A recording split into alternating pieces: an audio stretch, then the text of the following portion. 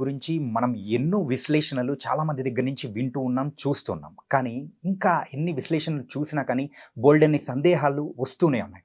మరి ఆ సందేహాల్ని కూడా మరి తీర్చేందుకు ఇక్కడ మనతో పాటు మరి ప్రియా చౌదరి గారు ఉన్నారు. మరి ప్రియా చౌదరి గారిని అడిగి తెలుసుకుందాం. Hi ma'am. ఆర్జేకర్ మెడికల్ కాలేజ్లో జరిగిన ఇన్సిడెంట్లో అయితే ఇప్పటి వరకు బోల్డని విశ్లేషణలు మనం చాలా వరకు చూసాము, విన్నాము, ఇంకా వింటూనే ఉన్నాం. కాకపోతే అక్కడ జరిగిన సీన్ టు సీన్ ఏం జరిగింది, ఎలా మొదలైంది, అక్కడ ఎవరెవరు ఇన్వాల్వ్ అయ్యారని చెప్పేసి మీ విశ్లేషణ ద్వారా మన ప్రేక్షకులు కూడా వినాలనుకుంటున్నారు. మీరేం చెప్తారో చెప్పండి మ్యామ్. నాకు కూడా కొన్ని డౌట్స్ వచ్చినాయి. ఎందుకంటే ఇన్సిడెంట్స్ నేను చూస్తున్నాను ఏం జరుగుతుంది ఏంటి అనేది. కొన్ని ఎలా మర్డర్ జరిగింది, ఎక్కడ జరిగింది, ఏం జరిగింది, ఇంతమంది చేశారా, అంతమంది చేశారా, ఎవరి విశ్లేషణ వాళ్ళకు వస్తుంది. అవును. నాకు కొన్ని కొన్ని డౌట్స్ నాకున్నాయి. ఆ మ్మ్. డౌట్స్ని నేను మీడియా ముఖంగా నేను అడుగుతున్నాను. ఓకే. దాన్ని ఒకసారి జనం కూడా కొంత విశ్లేషిస్తే బాగుంటుంది. లేదా అసలు జరిగిన సిచ్యుయేషన్స్ ఏంటి అనేది మనకి ఇన్వెస్టిగేషన్లో కూడా వస్తాయో లేదో కూడా నాకు doubt as a journalist okay. నేను చెప్తున్నాను. మ్మ్. కానీ నేను ఈ ఇష్యూస్ అన్నీ నా మస్తిష్కంలో గందరగోళం. ఓకే. ఏ ఒక్క విషయం కూడా నేను లాస్ట్ ఎపిసోడ్లోనే చెప్పా, మూలాల వరకు వెళ్తాను నేను. మ్మ్. అది ఏంటనేది తెలుసుకునేదాకా నేను నిద్రపోను. నాకు నిద్ర పట్టదు. నిద్రపోను కాదు, నాకు నిద్ర పట్టదు. మ్మ్. వాస్తవం నేను అనుకున్నాను, నాకు ఆ డౌట్ వచ్చిందంటే నా డౌట్ క్లియర్ అయ్యేంత వరకు నేను సర్చ్ చేస్తానే ఉంటా. ఓకే. ఆ విధంగా నా మిత్రులు ఎవరైతే ఉన్నారో చెప్పాను కదా, మ్మ్. నాకు యాజ్ ఎ జర్నలిస్ట్గా I have circle. Hmm. So దాన్ని బట్టి నేను అలా అలా అలా అలా నా ఇన్వెస్టిగేషన్లో నాకు తెలిసినటువంటి సమాచారం ఓకే. తీసుకుంటే నాకు వచ్చినటువంటి డౌట్స్ ఏంటంటే, ఆ అమ్మాయిని ఆ హాల్లోకి తీసుకొని వెళ్ళి ఈ విధంగా ఒకరా ఇద్దరా ఎంతమంది సెమినార్ హాల్లో ఆమె ఇలా జరిగింది. Yeah. సెమినార్ హాల్లో జరిగిందంటే సెమినార్ హాల్ ఎక్కడుంది? ఈ అమ్మాయి డ్యూటీ ఉండేటటువంటి పక్కనే ఉంది. మ్మ్. నెంబర్ 1. అవును. తర్వాత ఈ అమ్మాయి అంతసేపు ఎక్కడ టీవీలో ఒలింపిక్ ఇది చూసింది. ఫోన్లో ఒలింపిక్స్ చూసుకుంటూ టీవీలోనా ఫోన్లో ఫోన్లో. చూసుకుంటూ కూర్చొని అప్పుడే లేచి అక్కడికి వెళ్ళింది. అక్కడికి వెళ్ళిన తర్వాత ఇది జరిగిందన్నారు. మ్మ్. పాయింట్ నెంబర్ 1 ఏంటంటే, ఈ అమ్మాయి ఒక్కటే అది చూస్తుందని చెప్పిన వాళ్ళు ఎవరు? అప్పటి వరకు చూసి పడుకోవడానికి వెళ్ళిందని చెప్పిన వాళ్ళు ఎవరు? Point number 1. ఓకే. ఓకే. మ్మ్. ఆ చెప్పిన వాళ్ళు ఆ అమ్మాయి రూమ్లోకి ఒకటే వెళ్ళి పడుకుందా, లేకపోతే సెమినార్ హాల్లోనే రోజు ఆ అమ్మాయి డ్యూటీ అయిపోయిన తర్వాత అక్కడికి వెళ్ళి రెస్ట్ తీసుకుంటుందా? నెంబర్ 2. నెంబర్ 2. ఎందుకంటే సెమినార్ హాల్లో నిద్రపోవడాలు ఇవన్నీ నాకెందుకు ఎక్కడో ఒక చిన్న డౌట్. మ్మ్. ఇంకొక విషయం, అమ్మాయి ఎలా చనిపోయింది? భయంకరమైన శారీరక హింస. Yeah. ఓకే. లైంగిక పరమైనటువంటి హింస, ఇవి రెండూ జరిగాయి. జరిగిన తర్వాత ఆ అమ్మాయి ప్రాణాలు కోల్పోవడం అనేది జరిగింది. ఆ అమ్మాయి వీడియో కూడా ఒకటి వైరల్ అవుతుంది. గొంతు కింద భయంకరంగా నలిపారు, ఇక్కడ కొట్టారు, ముక్కులో నుంచి రక్తము, నోట్లో నుంచి రక్తము. ఆ అమ్మాయి వీడియో తీసుకునేటటువంటి వెసులుబాటు, ప్రాణము, చలనము ఆమెలో ఉండగా మ్మ్. ఈ అమ్మాయి అంత దెబ్బలు కొడుతున్నప్పుడు చాలా మంది చెప్తున్నారు గట్టిగా పట్టేసుకొని ఉంటారు కాబట్టి వచ్చినాడు కొట్టేశాడు అనేసి. గట్టిగా పట్టుకొని ఉన్నప్పుడు కొట్టేసిన తర్వాత వీడియో ఎలా తీసుకోగలిగింది ఆ అమ్మాయి? నెంబర్ 1. మ్మ్. రెండోది, అసలు నేను చెప్తున్నా సరే, ఆ అమ్మాయిని అలా పట్టుకొని కొట్టేశారు, అబ్బాయి బాగా కొట్టేశారు, అందరు పట్టుకున్నారు, ఒక్కొక్క వేలుకు ఒక్కొక్కడు ఉన్నాడు అనుకుందాం, కాలుకొకడు, వేలుకొకడు, చేయికొకడు, పొట్టకొకడు, అందరూ ఉన్నారు, వీళ్ళు కొట్టేశారు. కొట్టిన దెబ్బల శబ్దం ఎవరికి వినపడలేదా? రైట్. ఇంకొకటి, మ్మ్. ఆ అమ్మాయి ఎన్ని గంటలకు వెళ్ళింది? 3 గంటల పాటు ఈ నరకం చవి చూసింది, లేదా 45 నిమిషాల పాటు నరకం చవి చూసింది అన్నారు. ఈ శబ్దాలు అలజడులు ఏమి రాలేదా? ఆ అమ్మాయి రూమ్లోకి వెళ్ళింది, స్పృహ లేకుండా నిద్రపోతుందనే అనుకుందాం. మ్మ్. నిద్రలో ఎవరైనా ముఖము, కాళ్ళు, చేతులు అన్నీ కట్టేసేసి మీరు అన్నట్టు పట్టుకొని కడితే ఇలాంటివి రావు. ఓకే. అది సింపుల్గా దుప్పటి పెట్టేసి దిండడ్డం పెట్టేసి చంపేస్తాడు. మ్మ్. ఓకే. లేదా నోరు మూసేసి అత్యాచారం చేసేసి గొంతు నులిమేసి వెళ్ళిపోతాడు. ఎప్పుడు బ్లీడింగ్లు వస్తాయి, ఎప్పుడు కొట్టడం జరుగుతుంది? తప్పించుకోవడానికి ప్రయత్నించినప్పుడు మాత్రమే ఇంత భయంకరమైనటువంటి గాయాలు అవుతాయి. అవునా కాదు? అవును. అంటే ఆ అమ్మాయి థ్రెటన్ చేసింది. థ్రెటన్ చేసినప్పుడు ఆ రూమ్లో వస్తువులు ఏమీ కదలలేదా? ఏమీ ఇప్పుడు ఈ రూమ్లో ఉన్నావు, నేను పారిపోవాలి, లేదా నేను నిన్ను కొడుతున్నా, నువ్వు పారిపోవాలి. పారిపోయేటప్పుడు ఇది తగలదా? తగులుతుంది. ఇది కింద పడదా? పడదు. ఇక్కడ దీని మీద ఉన్న వస్తువులు డిస్టర్బ్ అవ్వవా? ఆ కుర్చీ తప్ప యువతల కన్నా లాగవా, కొంచెమన్నా లాగవా? ఆ ప్రతిఘటించేటప్పుడు ఖచ్చితంగా ఏదో ఒకటి ఉంటుంది. ప్రతిఘటించేటప్పుడు ఖచ్చితంగా అక్కడ అలజడి అనేది ఉంటుంది. ఉమ్. ఆ హాల్లో ఖచ్చితంగా ఉంటుంది. అవేమీ లేవా? ఉమ్. ఇంకొక పాయింట్కి వచ్చిన తర్వాత అసలు ఆ అమ్మాయి అరవలేదు అనడానికి ఇక్కడ ఏ విధమైనటువంటి సాక్ష్యాధారాలు లేవు. అది నమ్మదగిందైతే మాత్రం కాదు. ఉమ్. ఎందుకు అనంటే ఆ అమ్మాయి మూతి మీద కొట్టారు, ముక్కు మీద కొట్టారు.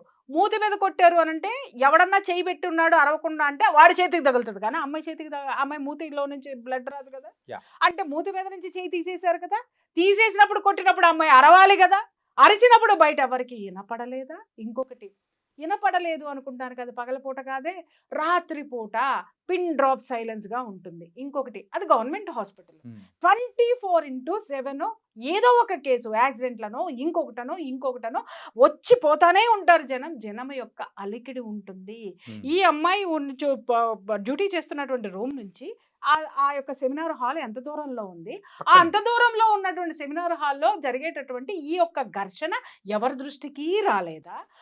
ఎవ్వరూ కూడా సెమినార్ హాల్లోకి ఈ అమ్మాయి వెళ్ళగలిగింది, మిగిలిన డాక్టర్స్కి ఎవరికి అలసట రాలేదా? వాళ్ళు నిద్రపోదామని అనుకోలేదా? ఆ ఏరియాకి ఎవరు రాకుండా కాపలా కాసింది ఎవరు? ఆ ఏరియాలో జరిగి ఉంటే.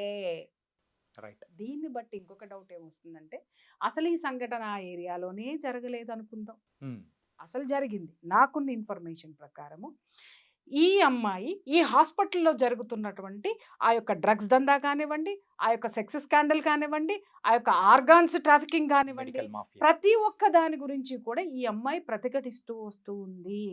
ప్రతిఘటిస్తూ వస్తూ కూడా ఈ అమ్మాయి సహించలేక వీటిని ఎందుకు మనము అంటే ఆ అమ్మాయి ఆర్గాన్స్ ట్రాఫికింగ్ గురించి పక్కన పెడదామండి. ఉమ్. ఓకే, ఇంకొకటి ఏంటి అనంటే ఆ డ్రగ్స్ గురించి కూడా పక్కకు పెడదాం. ఈ అమ్మాయికి సంబంధం లేదు డ్రగ్స్ గురించి, ఓకే. కానీ సెక్స్ స్కాండల్ దగ్గర మాత్రం ఈ అమ్మాయికి ఏదో ఒక విధంగా ఎక్కడో ఒక చోట సెగ తగిలి ఉండాలి కదా. ఖచ్చితంగా. సెగ తగిలినప్పుడు ఈ అమ్మాయి ప్రతిఘటించేటటువంటి సిచ్యుయేషన్లో ఉండాలి కదా.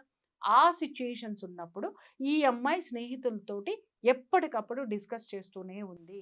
దీన్ని నేను ఊరుకోను, దీన్ని పై లెవెల్కి తీసుకెళ్తాను, పై లెవెల్లో ఎవరు వినలేదు అని అంటే పత్రికలకి మీడియాకి నేను దీన్ని డిస్క్లోజ్ చేస్తాను అనేటటువంటి ఆ యొక్క డిస్కషన్ ఆ ఫ్రెండ్స్ మధ్య జరిగింది. Yes. కొన్నాళ్ళుగా జరుగుతూ ఉన్నప్పుడు ఈ అమ్మాయిని బెదిరించడానికి ఈ సంఘటనకి ముందు కొన్ని ఇన్సిడెంట్స్ జరిగాయి. ఏంటంటే ఆ అమ్మాయి కారు పగలగొట్టడము, అవును. లేకపోతే ఆ అమ్మాయి వచ్చేపోయేటప్పుడు ఇబ్బందులు కలగజేయడము, ఆ అమ్మాయికి డ్యూటీలు వేయడంలో మనం చెప్పాం కదా భయంకరమైనటువంటి సాడిజాన్ని చూపించడం అనేది జరిగింది. అండ్ ఈ అమ్మాయికి డైరీ రాసే అలవాటు ఉంది. ఆ డైరీ కూడా అంటే ఆ పేజెస్ ఏదో చింపారని కూడా ఒక వార్త అనేది కూడా బయట ఇవన్నీ సర్క్యులేట్ వస్తాయి, అవుతూ ఉంది. ఎందుకంటే ఇప్పుడు Hmm. సుప్రీంకోర్టు అన్ని సుమోటోగా కేసు తీసుకుంది కాబట్టి ఎంక్వైరీలో డెఫినెట్గా ఇవన్నీ కనుపుతావు. ఇక్కడ Hmm. కీలకమైనటువంటి అంశం ఇది చూడండి. ఆ రోజు రాత్రి కూడా సెమినార్ హాల్లో ఏం జరిగింది? Yeah.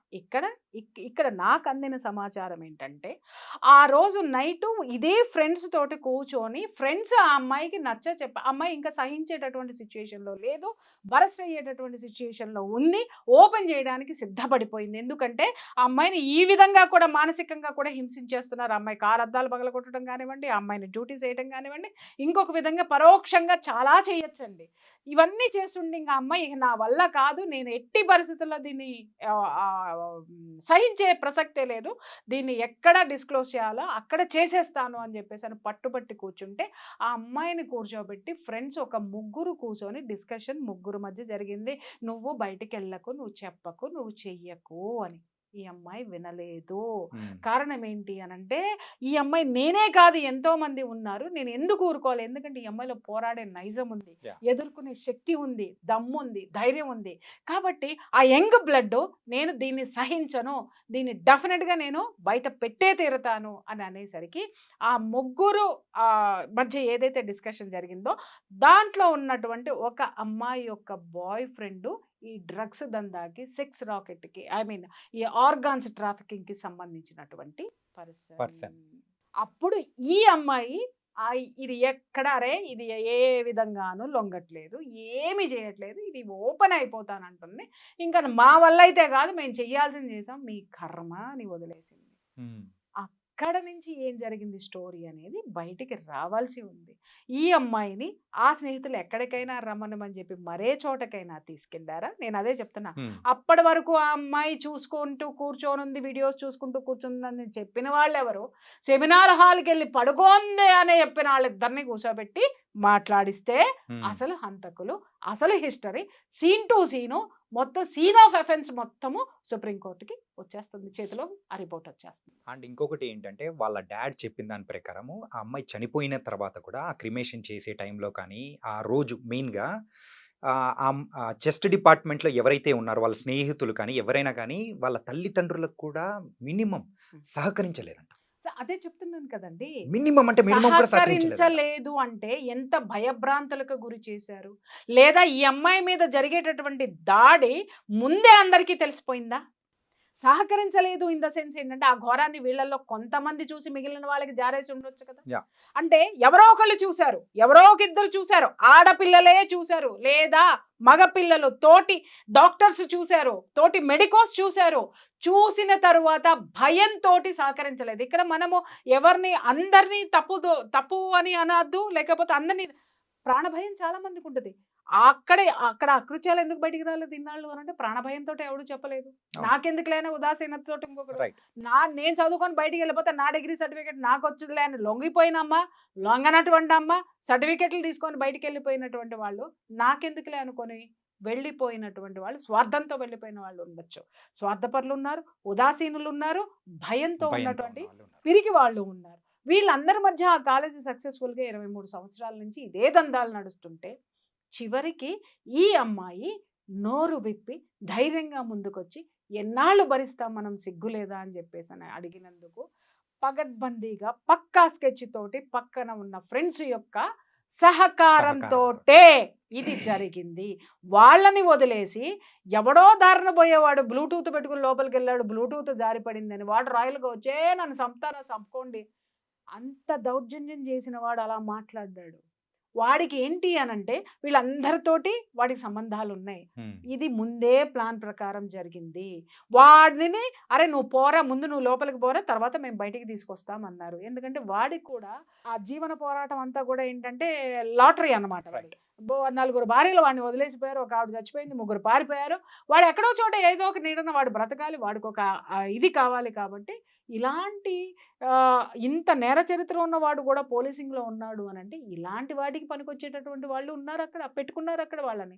సో, కాబట్టి ప్రభుత్వం మాదే.